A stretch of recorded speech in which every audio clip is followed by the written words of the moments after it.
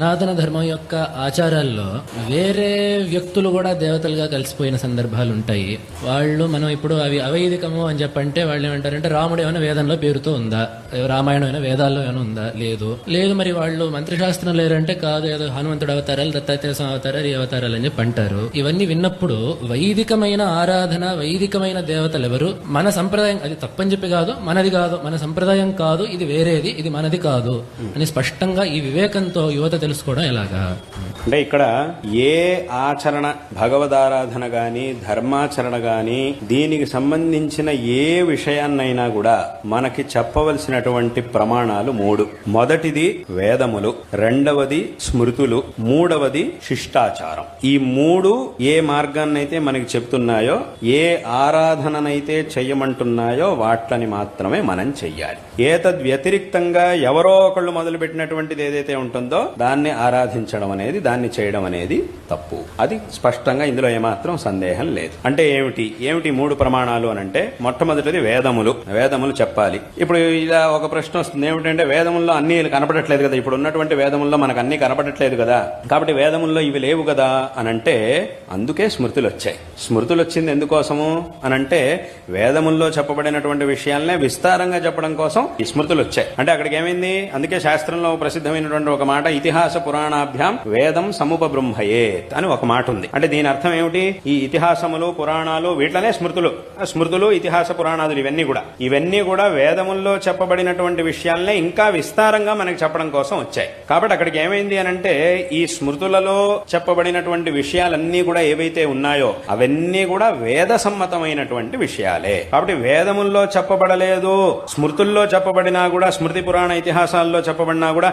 వేదంలో చెప్పబడలేదు కదా అనే ఒక కారణంతో దీన్ని మేము ఆచరించము అథవా దీన్ని మేము తీసుకోము అనేటటువంటి మాట, అది చాలా తప్పు. కొంతమంది ఏం చేస్తుంటారు అనంటే మాకు వేదములు మాత్రమే ప్రమాణం, మేము వేదాల్లో చెప్పింది మాత్రమే తీసుకుంటాము, ఈ స్మృతులు, పురాణాలు, ఇతిహాసాలు వీటన్నింటినీ కూడా మేము తీసుకోము అని వాదించే వాళ్ళు కొంతమంది ఉన్నారు లోకంలో. కానీ స్వయంగా వేదవ్యాస మహర్షి ఆయన బ్రహ్మసూత్రాల్ని రాశారు అనేది అందరికీ తెలుసు. వేదవ్యాస మహర్షి రచించినటువంటి బ్రహ్మసూత్రాల్లో చాలా చోట్ల ఆయన ఏం చేస్తారు అనంటే అక్కడ ప్రతిపాదన చేస్తున్నటువంటి విషయానికి సంబంధించినటువంటి వేదవాక్యాన్ని ప్రమాణంగా చూపిస్తూ దాని వెంటనే స్మృతి వాక్యాన్ని కూడా ప్రమాణంగా చూపిస్తారు. చూడండి, ఫలానా విషయంలో ఈ వేదవాక్యం అనేది ప్రమాణం, ఈ వేదవాక్యంలో ఈ అర్థాన్ని చెప్పారు కాబట్టి దీన్ని తీసుకోవాలి అని చెబుతూ ఇదే విషయాన్ని ఫలానా స్మృతిలో కూడా చెప్పారు కాబట్టి దాన్ని మనం తప్పకుండా తీసుకోవాల్సిందే అని వేదంతో పాటే స్మృతిని కూడా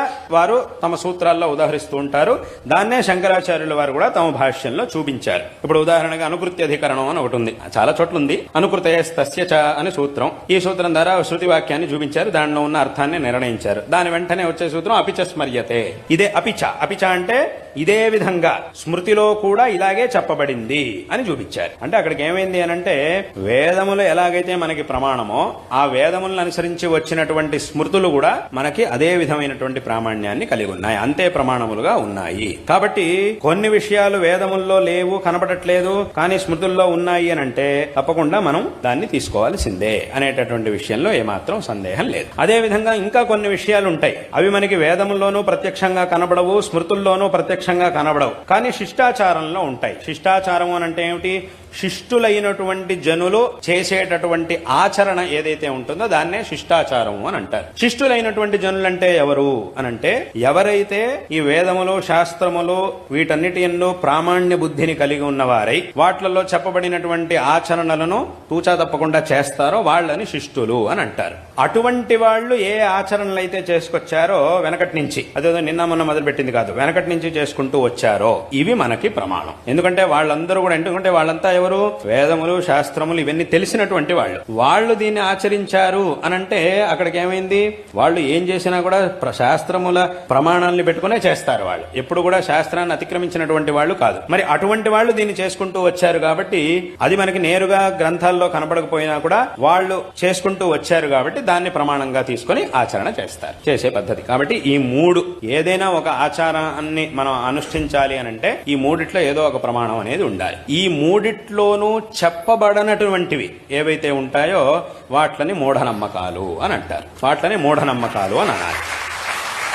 కాబట్టి ఏం ఆచరణ చేసినా కూడా ఈ మూడిట్లో ఎక్కడైనా చెప్పబడి ఉండాలి. అలా చెప్పబడినప్పుడు మాత్రమే దాన్ని మనం ఆచరించాలి. కాబట్టి ఇటువంటి ఆచరణ మాత్రమే మనకి ముఖ్యం. కాబట్టి ఎవరిని ఏ దేవతారాధన చెయ్యాలన్నా కూడా, ఏ పూజని చెయ్యాలన్నా కూడా ఈ ప్రమాణములు ఏవైనా ఒకటి తప్పకుండా ఉండాల్సిందే. ఇవి లేనటువంటివి అథవా శిష్టులు కానటువంటి వారు, ఈ వేదాలతో వీటితో సంబంధం లేకుండా వాళ్ళు ఇష్టం వచ్చినట్టు చేసేవాళ్ళు, అటువంటి వాళ్ళు ఏ ఆరాధన దేన్నైతే దేవతారాధనగా వాళ్ళు సూచిస్తారో, వాళ్ళు చేస్తూ ఉంటారో, చేయమని చెప్తూ ఉంటారో అటువంటి వాటిని చేయడం అనేది అది మంచిది కాదు, అది శాస్త్ర విరుద్ధం. కాబట్టి దీన్ని అందరూ కూడా స్పష్టంగా తెలుసుకోవాలి. ఇప్పుడు ఎవరైనా ఒక వ్యక్తిని మీకు గౌరవించాలి, ఏదో ఆయనలో వాళ్ళలో ఉండే ఒకటి రెండు మంచి గుణాలను చూసుకుని మీకు గౌరవించాలి అని కనుక అనిపిస్తే, మీ మనస్సు కనుక మీకు ఈ వ్యక్తిని గౌరవించాలి అని అనిపిస్తే గౌరవించడంలో తప్పులేదు. గౌరవించడం వేరే విషయం. ఒక వ్యక్తిని గౌరవించడం వేరు, అదే వ్యక్తిని దేవుడితో సమానంగా పూజించడం వేరు. రెండిటికి అజగజాంతర వ్యత్యాసం ఉంది.